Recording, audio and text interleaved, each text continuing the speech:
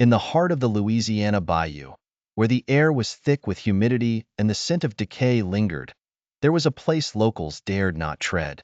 It was known as the Voodoo Swamp, a forsaken land shrouded in ancient tales of dark magic and the restless dead. The whispers of the elders warned that those who ventured too far into its depths would never return the same, or at all. It was a moonless night when 5 friends, fueled by a reckless thirst for adventure and a few too many drinks, decided to defy the legends. Jack, the leader, had always laughed off the warnings as mere superstition, nothing more than the ramblings of old-timers. His girlfriend, Emily, was nervous but eager to prove herself. Mark, Sarah, and Lucas were more hesitant but unwilling to be left out. The group trudged through the murky swamp, the ground squelching beneath their feet. The trees, twisted and gnarled, loomed overhead like skeletal fingers reaching for the sky. The only sound was the chorus of croaking frogs and the occasional rustle of unseen creatures. As they pushed deeper into the swamp, an oppressive silence began to settle over them, a silence that seemed to absorb even their whispered jokes and nervous laughter. "Do you feel that?" Emily whispered, her voice trembling. "Feel what?" Jack replied.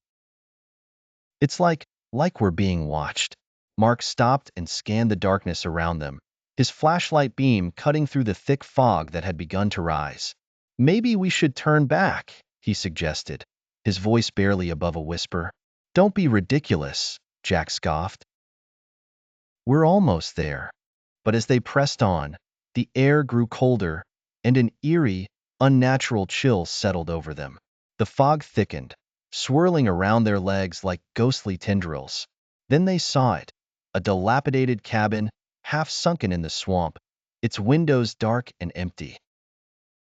Against their better judgment, they approached the cabin. Jack pushed open the creaking door, and the smell of rot and mildew assaulted their senses. Inside, the walls were covered in strange symbols, painted in a dark, rust-colored substance. Animal bones and twisted roots hung from the ceiling. "This place gives me the creeps," Sarah whispered, clutching Lucas's arm. Jack stepped forward, trying to act braver than he felt. "It's just some old shack. Probably belonged to a crazy hermit or something." But as they explored further, they found a large, ancient-looking book lying on a crude altar.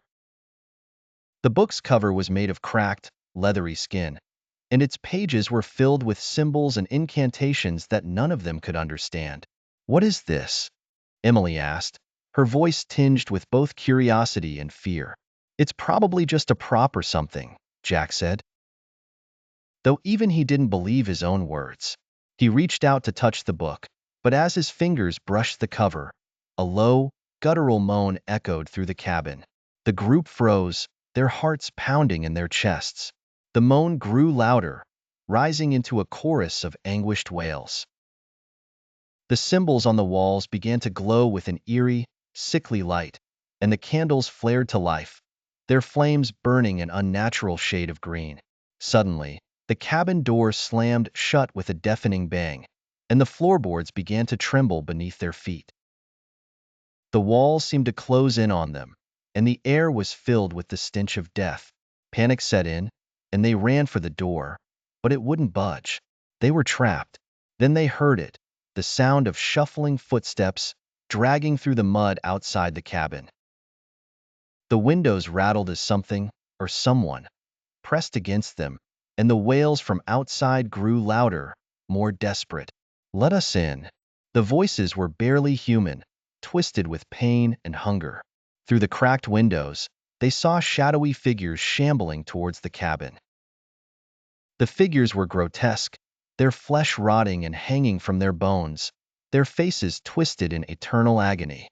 They were the dead, risen from their graves by the dark magic that cursed this place.